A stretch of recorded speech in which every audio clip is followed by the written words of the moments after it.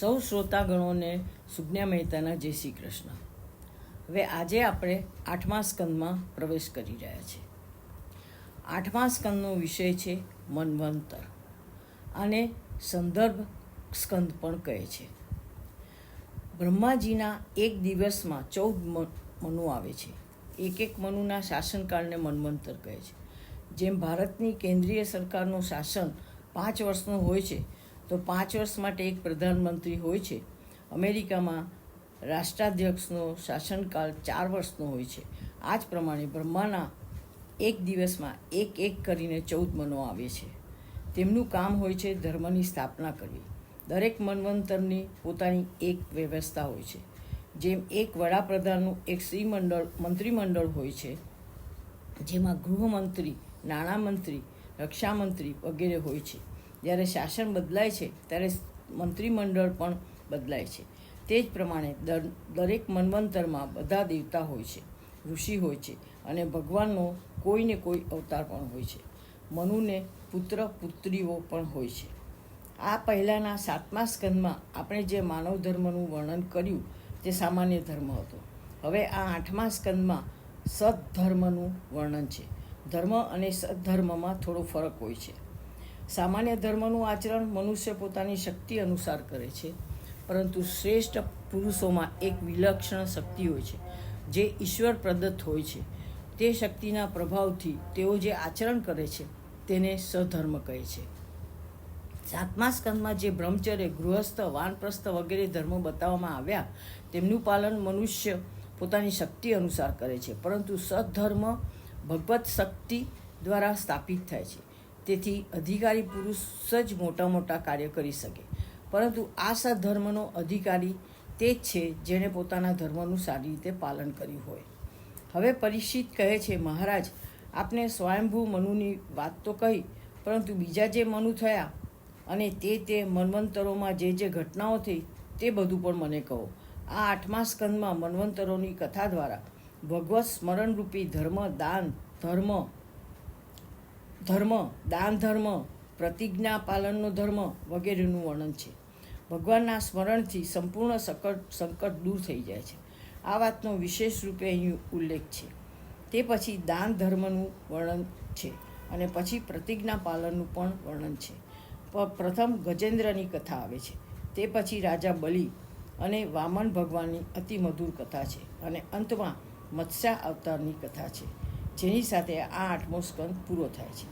ભગવાન પોતાના આ મત્સ્ય અવતારમાં સમસ્ત જ્ઞાનની અને સમસ્ત જીવોના બીજ છે તે બધાની રક્ષા કરે છે. હવે આ બધા પ્રસંગોને વિસ્તારથી જોઈશું. ગજેન્દ્રની કથા. પરીક્ષિત રાજાએ પૂછ્યું, હે ગુરુજી, સ્વયંભૂ મનુના વંશની કથા અમે વિસ્તારપૂર્વક સાંભળી. હવે બીજા મનુઓના વંશો અમને કહો. શ્રી સુખદેવજી બોલ્યા, આ કલ્પમાં સ્વયંભૂ વગેરે 6 મનુઓ થયા. દરેક મન્વંતરમાં ભગવાનનું પ્રાકટ્ય થાય છે. પહેલો સ્વયંભૂ મન્વંતર તમને કહ્યો. તેમાં મનુ ભગવાનની પુત્રી આકૃતિની યજ્ઞમૂર્તિ અને દેવહૂતિથી કપિલદેવ નામે પુત્ર થયા. બીજા મન્વંતરમાં સ્વારોચિષ નામના મનુ અગ્નિના પુત્ર હતા. તે સમયે વેદશિરસ નામના ઋષિને તુષિતા નામની પત્નીથી વિભુ નામે શ્રીહરિએ અવતાર લીધો હતો. ત્રીજા મન્વંતરમાં પ્રિયવ્રતનો પુત્ર ઉત્તમ નામે મનુ થયા હતા. ત્યારે ધર્મની સુનૃતા નામની સ્ત્રીથી શ્રીહરિએ સત્યસેન નામે અવતાર ધારણ કર્યો હતો. ચોથા મન્વંતરમાં ઉત્તમનો ભાઈ તામસ નામના મનુ થયા હતા. ત્યારે હરમેધસની હરિણી નામની સ્ત્રીમાં હરિ નામે ભગવાન અવતર્યા હતા. તેમણે ગજેન્દ્રને ઝુંડના પાસમાંથી છોડાવ્યો હતો. પરીક્ષિત રાજાએ પૂછ્યું, હે મહર્ષિ, ભગવાને ગજેન્દ્રને ઝુંડ પાસેથી કેવી રીતે છોડાવ્યો? એ કથા અમે સાંભળવા માગીએ છીએ. શ્રી સુખદેવજીએ કહ્યું, હે રાજન, ક્ષીરસાગરથી વીંટળાયેલ ત્રિકુટાચલ નામનો પર્વત હતો. તેને સોના, રૂપા અને લોઢાના એમ 3 શિખરો છે. તે પર્વત ઘણો સમૃદ્ધ અને શોભાયમાન હોવાથી સિદ્ધોથી સેવાયેલો છે. તેમાંથી નિર્મળ જળવાળી અનેક નદીઓ વહેતી હતી. તે પર્વતની તળેટીમાં સુંદર વન હતું. તેમાં અનેક પશુ પક્ષીઓ વસતા હતા.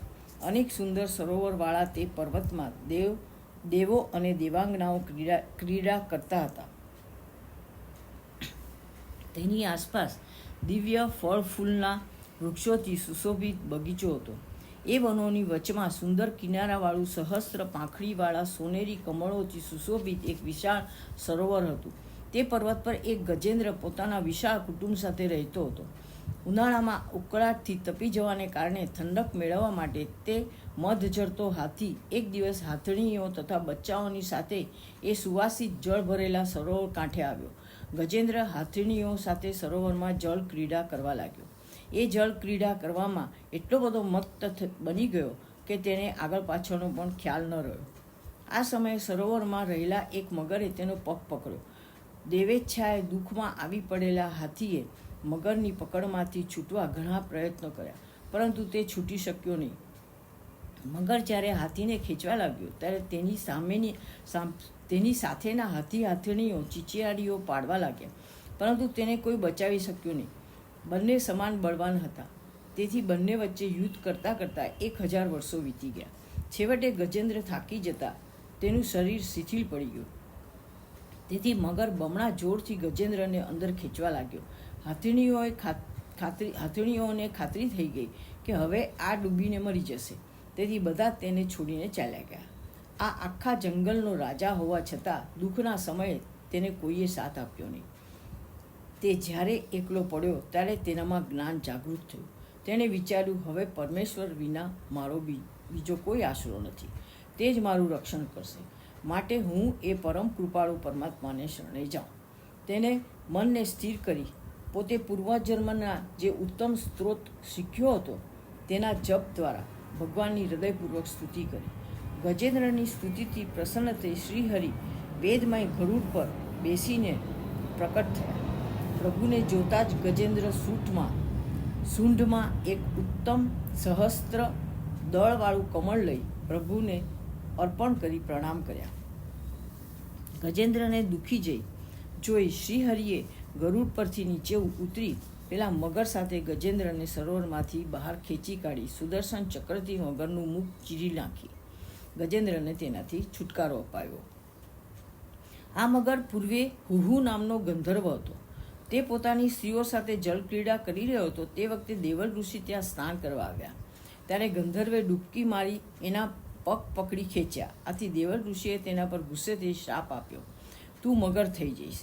પછી ગંધર્વે તેની ક્ષમા માગી એટલે ઋષિએ કહ્યું, ગજેન્દ્રનો પગ તું આ રીતે પકડજે, એટલે તેની પ્રાર્થનાથી સ્વયં ભગવાન ત્યાં આવી તારો ઉદ્ધાર કરશે. ગજેન્દ્ર પણ પૂર્વજન્મમાં ઇન્દ્રધૂમ્ન નામનો રાજા હતો. એણે પ્રભુ ભક્તિમાં અત્યંત પ્રેમ હતો. એક દિવસ તે સ્નાન કરી મનને વશ કરી મૌન વ્રત ધારણ કરી શ્રીહરિની પૂજા કરતો હતો. તે સમયે અગત્ય મુનિ શિષ્યગણો સાથે આવી ચડ્યા. આરાધનામાં રત ઇન્દ્રધૂમ્ન રાજાએ તેનો સત્કાર ન કર્યો. આથી અગત્ય મુનિએ ક્રોધથી રાજાને શાપ આપ્યો, તું સ્થૂળ બુદ્ધિવાળો હાથી બની જા. પછી ઋષિ ત્યાંથી ચાલ્યા ગયા. રાજાએ બીજા જન્મમાં ગજેન્દ્ર એટલે કે હાથીનો અવતાર મળ્યો. પરંતુ ગજેન્દ્રે પૂર્વજન્મમાં ખૂબ જ ભજન કર્યું હોવાથી ગજેન્દ્ર યોનિમાં પણ તેને અંતકાળે પ્રભુ સાંભળ્યા. આમ ભગવાને ગજેન્દ્રને સારૂપ્ય મુક્તિ આપી. મગર અવિનાશી પરમાત્માને પ્રણામ કરી ભગવાનની સ્તુતિ કરી સર્વના દેખતા જ પોતાના સ્થાનમાં ચાલ્યો ગયો. શ્રી ભગવાન ગરુડ પર બિરાજી પાર્ષદની ગતિ પામેલા તે ગજેન્દ્ર સાથે પોતાના અલૌકિક ધામમાં પધાર્યા. હવે આપણે જોઈએ સમુદ્ર મંથનની કથા. 5મા મન્વંતરમાં તામસ મનુના ભાઈ રૈવત નામે મનુ થયા. ત્યારે શુભ નામના ઋષિની વિકુંઠા નામની સ્ત્રીથી ભગવાને વૈકુંઠ નામે અવતાર ધારણ કર્યો. 6ઠા મન્વંતરમાં ચક્ષુનો પુત્ર ચાક્ષુષ નામનો મનુ થયો. તે સમયે જગતપતિ ભગવાન વૈરાજની સ્ત્રી સંભૂતિના અંશ વડે અવતર્યા હોવાથી તેમનું નામ અજિત હતું. આ અજિત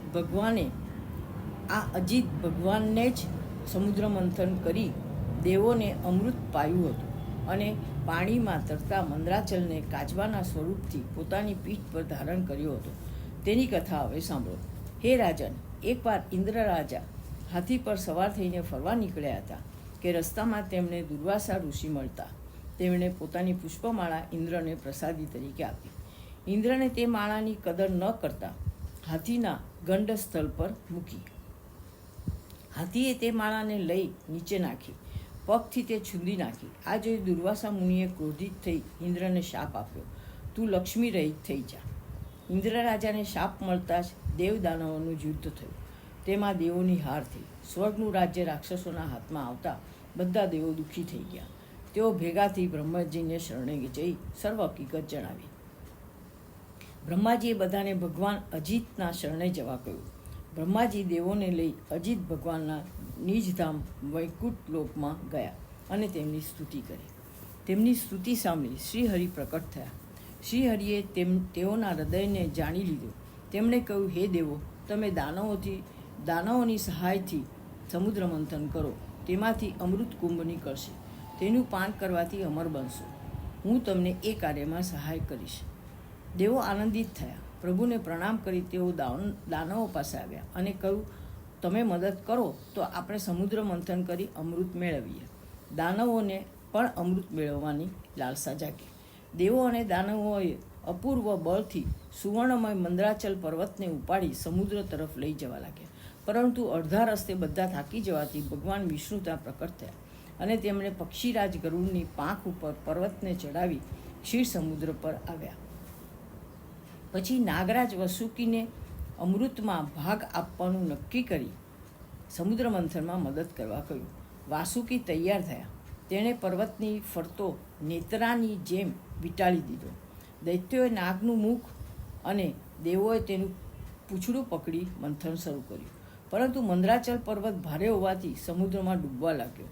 ત્યારે શ્રીહરિએ કાચબાનું શરીર ધારણ કરી જળમાં પ્રવેશ કરી પર્વતને પોતાની પીઠ ઉપર લઈ પાછો સપાટી પર લાવ્યા. દેવો અને દાનવો ફરી સમુદ્રને મથવા લાગ્યા. આ રીતે ભગવાનનો કચ્છપ અવતાર થયો. પછી વિષ્ણુ ભગવાને તે દેવો અને અસુરોના બળમાં પોતાની શક્તિનો સંચાર કર્યો. આથી બધા શક્તિશાળી બની સમુદ્ર મંથન કરવા લાગ્યા. તે સમયે તીવ્રતાને લીધે વાસુકીના મુખ, શ્વાસ અને નેત્રોમાંથી ઝેરયુક્ત ધુમાડો અને અગ્નિ નીકળવા લાગ્યા. આથી દાનવો કાંતિહીન બનીને કાળા બની ગયા. તેઓના દેહ ગરમીથી બળતા પ્રભુએ તેમના પર મેઘ વરસાવી બધાને શાંતિ આપી. સમુદ્રમાંથી મંથન કરતાં સૌ પ્રથમ કાળકૂટ ઝેર નીકળ્યું. તે ત્રણેય લોકને બાળી નાખવાની શક્તિ ધરાવતું હતું. એટલે પ્રભુએ કહ્યું, આ ઝેર તો ફક્ત શંકર જ પચાવી શકે, માટે તમે તેને બોલાવો. બધા દેવો ભેગા થઈ શિવજીને શરણે ગયા અને કહેવા લાગ્યા, હે મહાદેવ, ત્રણેય લોકને બળતા આ ઝેરથી અમારી રક્ષા કરો. શિવજી તો કરુણાના સાગર હતા. તેમણે દેવી પાર્વતીની સંમતિ લઈ બધા સાથે ક્ષીરસાગર આવ્યા અને હળાહળ ઝેરને હથેળીમાં લઈ પી ગયા. તેમનું આવું અદ્ભુત કાર્ય જોઈ બધા સ્તબ્ધ બની ગયા. બધાએ તેમનો જય જયકાર બોલાવ્યો. આ ઝેરથી મહાદેવજીના કંઠમાં કાળો ડાઘ પડી ગયો. તે તેમનું આભૂષણ બન્યું. શંકર ભગવાને ઝેર પેટમાં ન ઉતારતા ગળામાં જ રોકી રાખ્યું. તેથી ગળાનો ભાગ નીલો થયો. આથી તેઓ નીલકંઠ કહેવાયા. તેઓ ઝેર પીતા હતા ત્યારે તેમની હથેળીમાંથી જે કાંઈ ટીપા નીચે પડ્યા તેને વીછી, સર્પ, ઝેરી ઔષધિઓ અને ઝેરી પ્રાણીઓ ચાટી ગયા. દેવો અને દાનવોએ ફરી મંથન શરૂ કર્યું. એટલે તેમાંથી કામધેનુ ગાય નીકળી. તેને બ્રહ્મવાદી ઋષિઓ લઈ ગયા. પછી ઉચ્ચશ્રવા નામનો શ્વેત ઘોડો નીકળ્યો. તેને બલિરાજાએ રાખ્યો. પછી ઐરાવત નામનો સફેદ હાથી નીકળ્યો. તેણે ઇન્દ્રે લીધો. પછી સમુદ્રમાંથી કૌસ્તુભ નામનું માણેક રત્ન નીકળ્યું.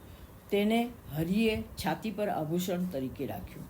પછી પારિજાત વૃક્ષ અને સુંદર અપ્સરાઓ નીકળી. તે દેવ પક્ષમાં આવ્યા. ત્યારબાદ સાક્ષાત લક્ષ્મીજી પ્રકટ થયા. લક્ષ્મીજી દેવી શ્રી વિષ્ણુને વર્યા અને તેમના વક્ષસ્થળમાં રહ્યા. ત્યારબાદ વારુણી નામની દેવી ઉત્પન્ન થઈ. તેણે અસુરોને સ્વીકારી અને છેલ્લે ધન્વંતરી નામનો પુરુષ અમૃત કુંભ લઈને પ્રકટ થયો. દૈત્યોએ તે ઘડો ખેંચી લીધો. આથી દેવોને ખૂબ જ દુઃખ થયું. તેઓ ભગવાનને શરણે ગયા. ભગવાને દૈત્યો સાથે યુક્તિથી કામ લેવાનું વિચાર્યું. તેમની મોહિની માયાથી દૈત્યોમાં અમૃત માટે અંદરોઅંદર કજિયો થયો. જેના હાથમાં અમૃતનો ઘડો આવ્યો તે બોલ્યો, પહેલાં અમૃત હું પીશ. જ્યારે બીજો કહે તું નહીં, હું પહેલાં પીવું. આમ અમૃત માટે દૈત્યો અંદર ઝઘડવા લાગ્યા. આ તકનો લાભ લઈ પરમાત્માએ લીલા કરી. ભગવાન વિષ્ણુએ અવર્ણનીય, અત્યંત આકર્ષક, અદ્ભુત સ્ત્રી સ્વરૂપ ધારણ કર્યું. તે દૈત્યોના મનમાં વારંવાર કામોદ્દીપન કરતું હતું.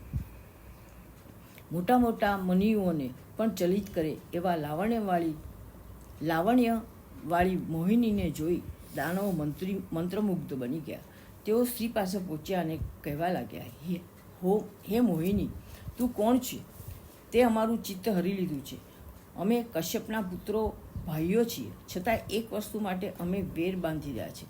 તું અમારો કજિયો દૂર કરી અમને બધાને ન્યાય મળે તે રીતે આ અમૃતના ભાગ પાડી આપ.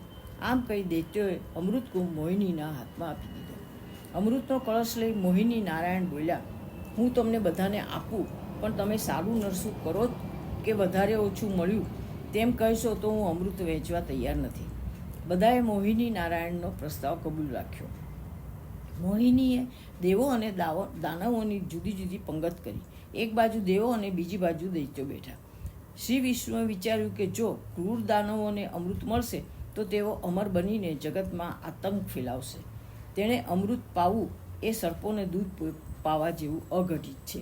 આમ વિચારી તેણે દૈત્યોને કહ્યું, ઉપરનું પાણી જેવું પાતળું અમૃત છે તે પહેલાં હું દેવોને આપી દઉં અને નીચેનો રગડો કે તરમાલ તમને લોકોને પીવડાવીશ.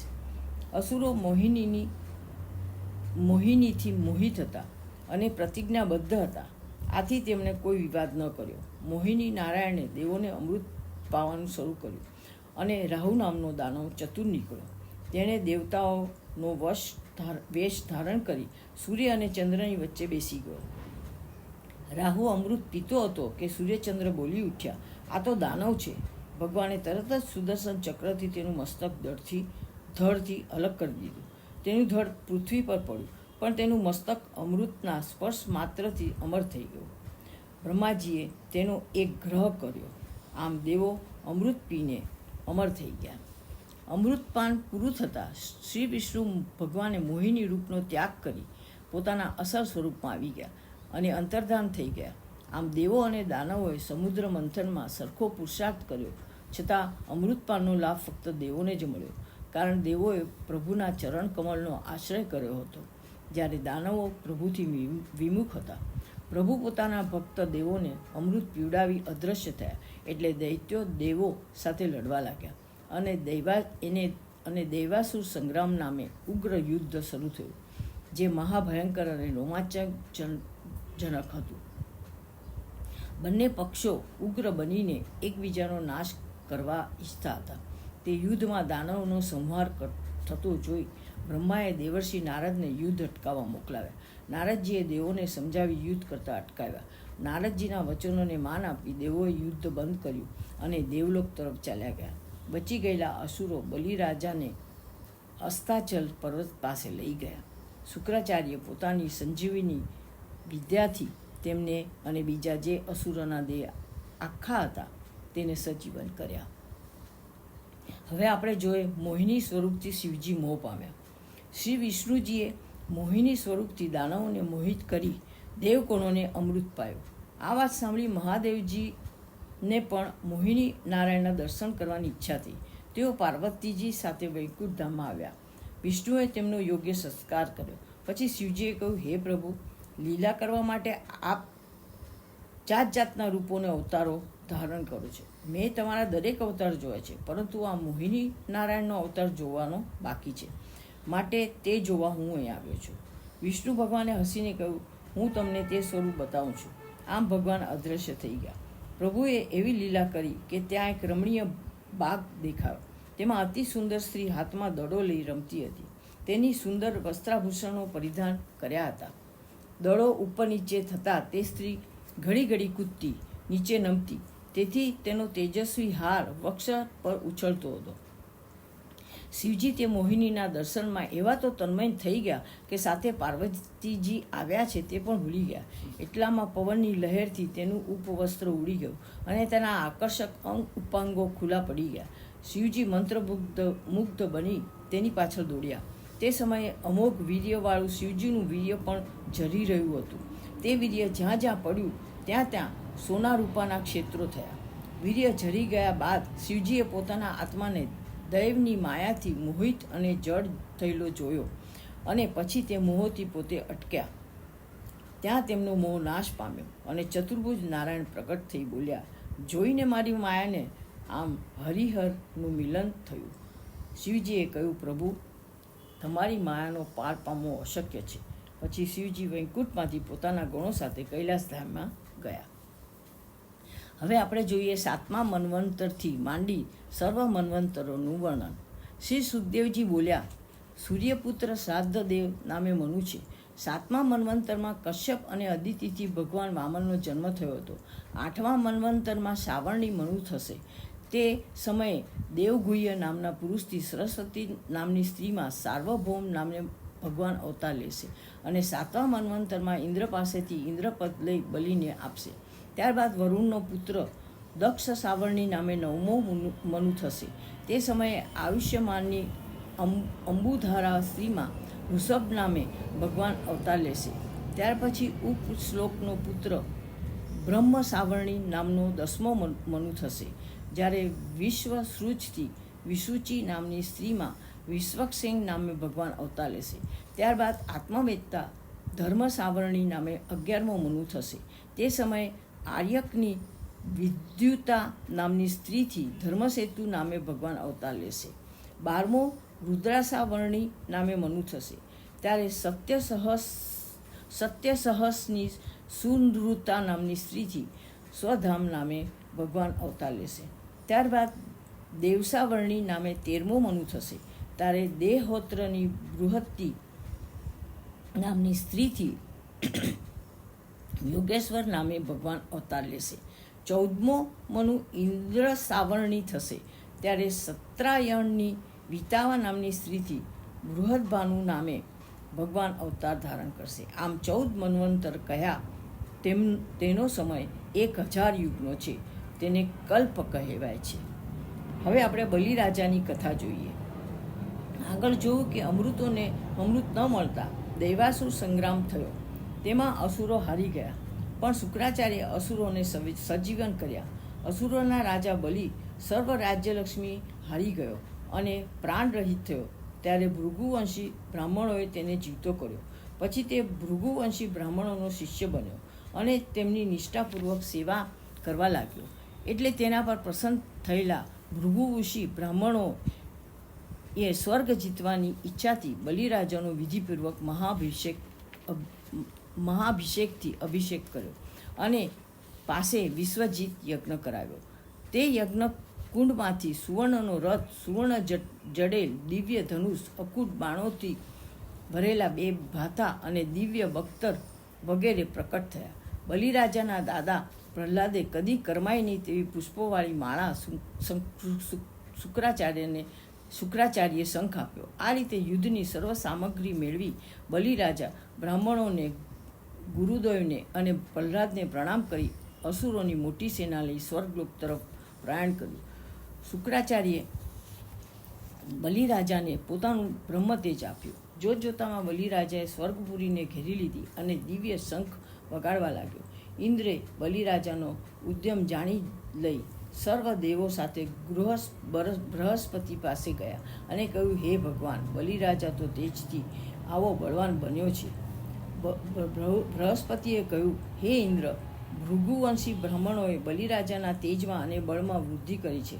આ વેળા શ્રીહરિ સિવાય કોઈ પણ તેની સામે જવા સમર્થ નથી. માટે તમે તરત જ સ્વર્ગ છોડી બીજે ક્યાંય ચાલ્યા જાઓ અને સમય બદલાય તેની રાહ જુઓ. ગુરુ બૃહસ્પતિના કહ્યા પ્રમાણે દેવો સહિત ઇન્દ્ર સ્વર્ગપુરી છોડી ચાલ્યા ગયા. એટલે બલિરાજાએ સ્વર્ગનું રાજ્ય ગ્રહણ કરી 3 જગતને વશ કર્યા. ભૃગુવંશી બ્રાહ્મણોએ પોતાના શિષ્ય બલિરાજા પાસે 100 અશ્વમેધ યજ્ઞો કરાવ્યા અને એ યજ્ઞોના પ્રભાવથી બલિરાજાની કીર્તિ 10 દિશામાં ફેલાઈ ગઈ.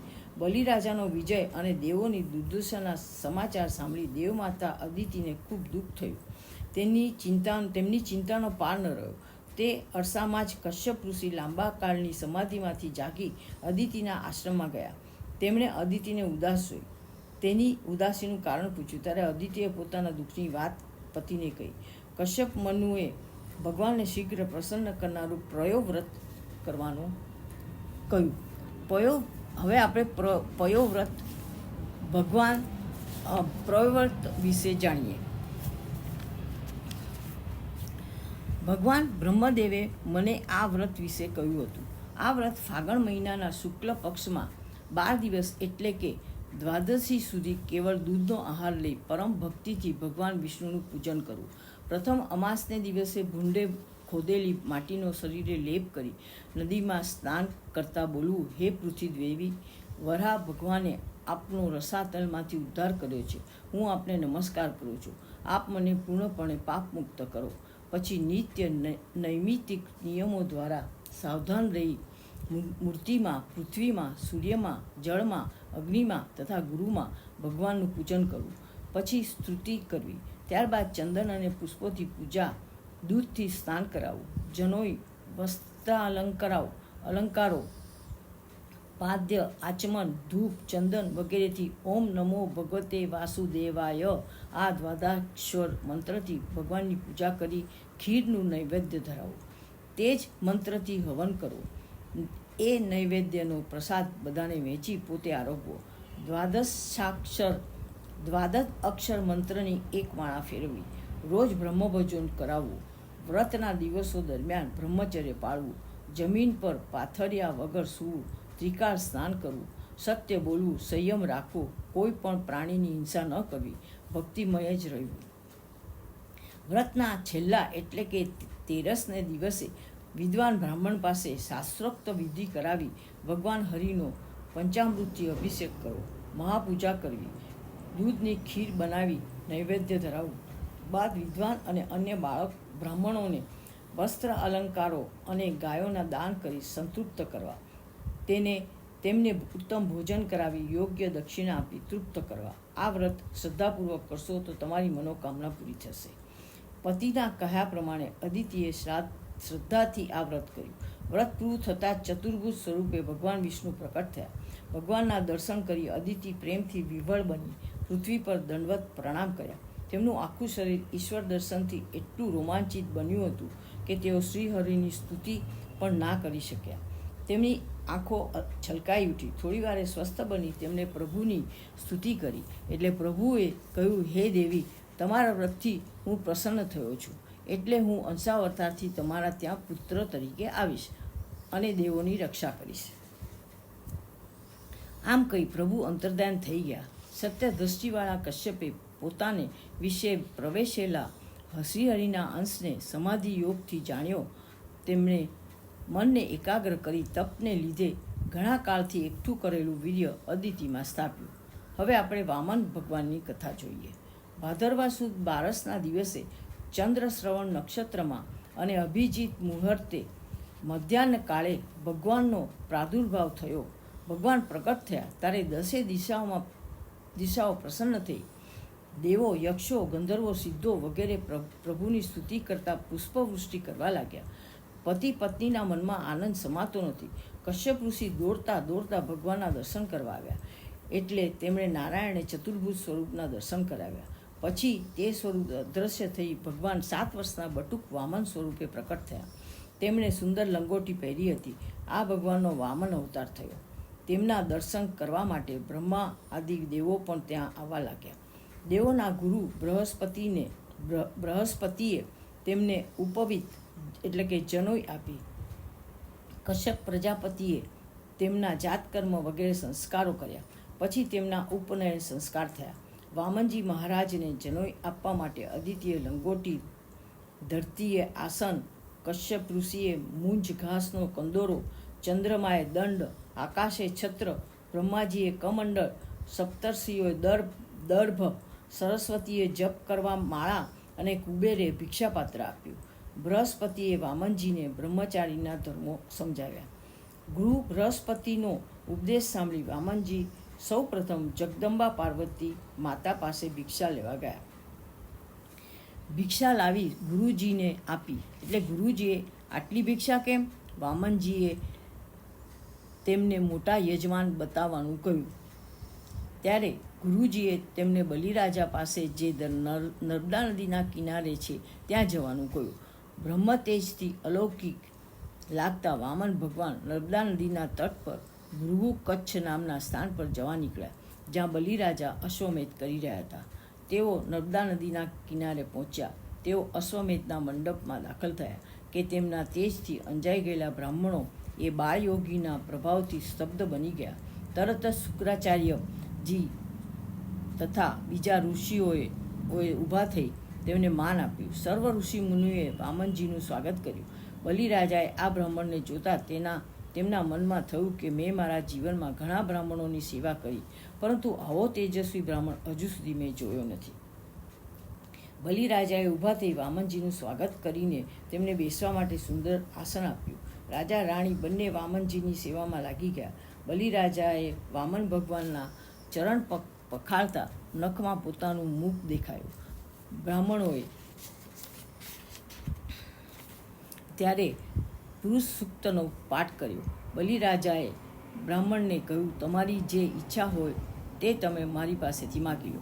બલિરાજાના ધર્મયુક્ત વચનો સાંભળી વામન ભગવાને કહ્યું, હે દૈત્ય રાજા, તમારા વડવા પ્રહલાદજી તો મહાન ભગવત ભક્ત હતા. વળી તમારા પિતાએ તો એક બ્રાહ્મણને પોતાના આયુષ્યનું દાન કર્યું હતું. તમારા પરદાદા હિરણ્યકશ્યપુ પણ મહાન વીર હતા. આ બધાના સદ્ગુણો તમારામાં ઉતરી આવ્યા છે. જો તમે મને આપવા માગતા હો તો મને મારા પગથી આપેલા 3 પગલાં પૃથ્વી આપો.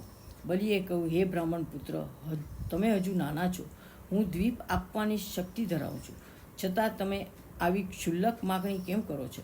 જેને હું દાન આપું છું તેને બીજા કોઈના ઘેર દાન લેવા જવાનું રહેતું નથી. તમારી આજીવિકા ચાલે એટલી ભૂમિ માગો. વામનજીએ કહ્યું, હે રાજન, જે મનુષ્ય 3 પગલાં પૃથ્વીથી અસંતુષ્ટ રહે તેને 9 ખંડો પણ તૃપ્ત કરી શકતા નથી. હંમેશા સંતોષી બ્રાહ્મણનું તેજ વધે છે. માટે હું તમારી પાસેથી માત્ર 3 ડગલા જ ભૂમિ માગું છું. આથી બલિરાજાએ સ્મિત કરી વામનજીને પૃથ્વીનું દાન દેવા માટે હાથમાંથી પાણીનું પાત્ર લીધું કે ત્યાં જ ગુરુ શુક્રાચાર્યે તેને અટકાવી કહ્યું, હે બલિ, આ સંકલ્પ ન કર. આ કોઈ સામાન્ય બ્રાહ્મણ નથી. તે તો સાક્ષાત વિષ્ણુનો અવતાર છે. તે દેવોના કાર્ય માટે પ્રવૃત્ત થયા છે. જો તું તેમને 3 પગલાં ભૂમિ આપવાનો સંકલ્પ કરીશ તો તેઓ તારું સર્વસ્વ પડાવી દેવાનો સુપરત કરશે. શુક્રાચાર્યજીની આ વાત સાંભળી બલિરાજા સહેજ પણ વિચલિત થયા નહીં. તેથી ગુરુ શુક્રાચાર્યએ તેને શાપ આપ્યો કે તું થોડા સમયમાં જ રાજલક્ષ્મીથી ભ્રષ્ટ થઈ જઈશ. બલિરાજાએ સંકલ્પ કરતા અટકાવવા માટે શુક્રાચાર્યજી ઝારીના નાળચામાં સૂક્ષ્મ રૂપે પેસી ગયા અને રાજાના હાથમાંથી જળ પડવા દીધું નહીં. વામનજી શુક્રાચાર્યની ચાલાકી સમજી ગયા. તેમણે દર્ભની સળી ઝારીના નાળચામાં નાખી. તેથી સૂક્ષ્મ સ્વરૂપે રહેલા શુક્રાચાર્યજીની એક આંખ ફૂટી ગઈ. શુક્રાચાર્ય હારીને બહાર નીકળી ગયા. પછી બલિરાજાએ જેવો સંકલ્પ કર્યો કે વામન ભગવાને વિરાટ રૂપ ધારણ કર્યું. તે રૂપ એટલું વિસ્તૃત થઈ ગયું કે તેમાં 3 લોક અને સર્વ દિશાઓમાં પણ સમાઈ જાય. વિરાટ સ્વરૂપમાં આવેલા વામનજીએ એક પગલાંથી પૃથ્વીને, બીજા પગલાંથી સ્વર્ગને માપી લીધું. તેમના 2 પગલાંમાં 3 લોક સમાઈ ગયા.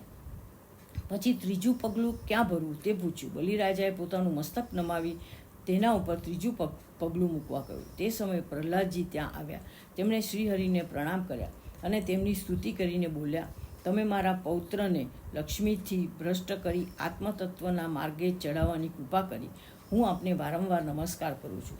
પ્રભુ શ્રીહરિએ ત્રીજું પગલું બલિરાજાના મસ્તક પર મૂક્યું અને તેમનો ઉદ્ધાર થઈ ગયો. તેમણે કહ્યું, બલિરાજા, દેવોને દુર્લભ એવું મારું સ્થાન પામ્યો છે. સાવર્ણી મનુના સમયમાં તે ઇન્દ્ર થશે અને તે સમયે હું તેનું પાલન કરીશ. માટે સાવર્ણી મન્વંતરનો સમય આવે ત્યાં સુધી તું સુતલમાં એક પોતાના કુટુંબ સાથે રહે. ત્યાં હું તારી રક્ષા કરીશ. ભગવાનની આજ્ઞાને માથે ચડાવી બલિરાજા અને પ્રહલાદ સુતલ લોકમાં રહેવા ચાલ્યા ગયા. પછી પ્રભુની આજ્ઞાથી શુક્રાચાર્યે બલિના યજ્ઞની ક્ષતિને દૂર કરી પૂર્ણાહતિ કરી. શ્રીહરિએ બલિરાજા પાસેથી મેળવેલું સ્વર્ગ ઇન્દ્રને પાછું આપ્યું. આમ પ્રભુએ વામન અવતાર ધારણ કરી અદિતિની કામના પૂરી કરી. હવે આપણે જોઈએ ભગવાનનો મત્સ્ય અવતાર. રાજા પરીક્ષિતે કહ્યું, હે ભગવાન, હવે મને અદ્ભુત કર્મ કરનારા ભગવાને પોતાની માયા વડે મત્સ્ય અવતારની લીલા કરી તેની કથા સંભળાવો. શ્રી સુખદેવજી બોલ્યા, હે રાજન, નૈમિતિક પ્રલયના સમયે સત્યવ્રત નામે એક મહાન રાજશ્રી નારાયણ પરાયણ થઈ કેવળ જળનો આહાર કરી તપસ્યા કરતા હતા. તે રાજા આ મહાકલ્પના સૂર્યના પુત્ર શ્રાદ્ધદેવના નામથી પ્રખ્યાત થતો અને શ્રીહરિએ તેને મનુ બનાવ્યા. આ સત્યવ્રત રાજા કૃતમાલા નદીના કિનારે તપસ્યા કરતા હતા. એક દિવસ તેઓ નદીમાં ઊભા રહીને જળ તર્પણ કરતા હતા ત્યારે તેમના ખોબામાં એક માછલી આવી. રાજાએ તે માછલીને ફરીથી પાણીમાં નાખી દીધી. માછલી ફરીથી જળ સપાટી પર આવી અને કહેવા લાગી, હે રાજન, જળમાં મોટી માછલીઓ નાની માછલીઓને ખાઈ જાય છે, માટે તમે મારી રક્ષા કરો. રાજાએ તે માછલીને પોતાના કમંડળમાં નાખી આશ્રમમાં લાવ્યા. તે માછલી એક રાત્રિમાં એટલી બધી વધી ગઈ કે તેને કમંડળ સાંકડું પડતા તે બોલી, મને અહીં બહુ સંકટાશ પડે છે, મારા માટે મોટા સ્થાનની વ્યવસ્થા કરો. રાજાએ તે માછલીને ઘડામાં નાખી. ફરી તે માછલી વધી જતાં ઘડામાંથી સરોવરમાં, સરોવરમાંથી તળાવમાં નાખી. તળાવમાંથી પણ તેને સંકટાશ લાગતા રાજાએ તેને સમુદ્રમાં મૂકી. રાજા જેવા તેને સમુદ્રમાં મૂકવા ગયા કે તેને વિશાળ સ્વરૂપ ધારણ કર્યું. રાજાએ આશ્ચર્ય પામી પૂછ્યું, હે શ્રેષ્ઠ, આપ કોણ છો? તમારે આવું રૂપ શા માટે ધારણ કરવું પડ્યું છે? મત્સ્ય ભગવાને કહ્યું, હે રાજન, આજથી 7મા દિવસે પ્રલય થશે, ત્યારે ત્રણેય લોક ડૂબવા માંડશે. તે સમયે હું તારી પાસે એક મોટી નૌકા મોકલીશ.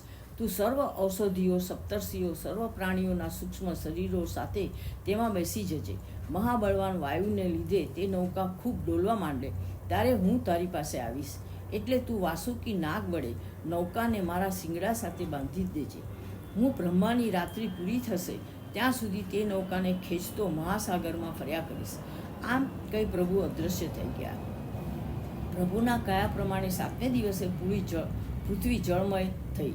તેટલામાં જ ત્યાં મત્સ્ય નારાયણના કયા પ્રમાણે એક નૌકા આવી. રાજા ઔષધિઓ તથા લતાઓને લઈને સપ્તર્ષિઓની સાથે તે નૌકામાં બેઠો અને ભગવાનનું ધ્યાન ધરવા લાગ્યો. ત્યાં જ એક મોટો મત્સ્ય સમુદ્રમાં પ્રકટ થયો. રાજાએ વાસુકી નાગરૂપે દોરડાથી નૌકાને મગરમચ્છના શિંગડા સાથે બાંધી દીધી અને બધા પ્રભુની સ્તુતિ કરવા લાગ્યા. રાજા સત્યવ્રતની સ્તુતિ સાંભળી ભગવાન શ્રીહરિએ મત્સ્ય સ્વરૂપમાં જ સમુદ્ર વિહાર દરમિયાન તેમને આત્મજ્ઞાનનો ઉપદેશ આપ્યો. તેમજ સાંખ્યયોગ અને કર્મકાંડનો જેમાં સમાવેશ હતો એવી દિવ્ય પુરાણ સંહિતા તથા સંપૂર્ણ આત્મરહસ્ય રાજશ્રી સત્યવ્રતને કહ્યું હતું. પ્રલય પૂરો થતાં મત્સ્યાવતારધારી ભગવાને બ્રહ્માના વેદોનું હરણ કરી ભાગતા હયગ્રીવ રાક્ષસનો વધ કરી વેદો પાછા બ્રહ્માને આપ્યા. આમ સુખદેવજીએ પ્રભુનો મત્સ્યાવતાર પરીક્ષિત રાજાને કહી સંભળાવ્યો. ઇતિ અષ્ટમ સ્કંદ સમાપ્ત. સૌને મારા જય શ્રી કૃષ્ણ.